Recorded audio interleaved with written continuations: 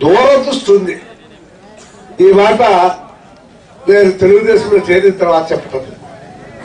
నేను కాంగ్రెస్ పార్టీలో ప్రతిపక్షంలో కాంగ్రెస్ పార్టీలో ఉన్నప్పుడు ప్రతిపక్షంలో ఉన్నప్పుడు ఆయన ముఖ్యమంత్రిగా ఉన్నప్పుడు కూడా నేను ఎప్పుడు చెప్తా ఉంటాను. గారికి మన మంత్రి గారికి ఉన్నంత అవగాహన పూర్వం లేదు. నేను కాంగ్రెస్ పార్టీలో ఉన్నా. ఈ మన ఎన్టీ రామారావు తర్వాత శివరామకృష్ణయ్య వచ్చి ఏదో కాలం వస్తుంది అది వస్తుందంటే ఎక్కడి నుంచి వస్తాయి ఎట్లొస్తాయి? ఈ శివరామకృష్ణయ్య ఎప్పుడన్నా సర్వే చేశాడా? 2 గీతలు గీసి ఇది 100 ఇది నీరు గాలేరు నరుగాడు అన్నాడు. ఇది అయ్యేదా సచ్చేదా పోయేదా? దానిలోడు నికర జలాలు. నాకైతే అప్పుడు అర్థం కాలే, ఇప్పుడు అర్థమవుతుంది. ఆ నికర జలాలనే సంకరాలు నాయన.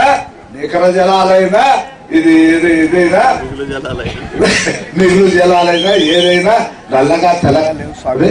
వచ్చిన తర్వాత కాలువలు దొబ్బిన తర్వాత నీళ్లు తీసిన తర్వాత మేమంతా చాలా చాలా మాట్లాడిన మేలుగోగోళ్ళు ఏమన్నా అంటే మాకొక్కటి నీళ్లు కావాలని కాంగ్రెస్ వాళ్ళంతా మేమంతా మోకాల అలా కొట్టుకొని ఆ పోతిరెడ్డిపాడు వరకు నడిచాము తప్ప ప్రాక్టికల్ చేసింది ఏమి లేదు.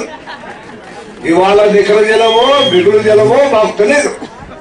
ఒక్క ప్రాజెక్టు ఏదైనా మా వాడు ఉమా పూర్తి చేస్తాడు ఎలక్షన్ లోపల 6 నెలలు సంవత్సరం ఉన్నది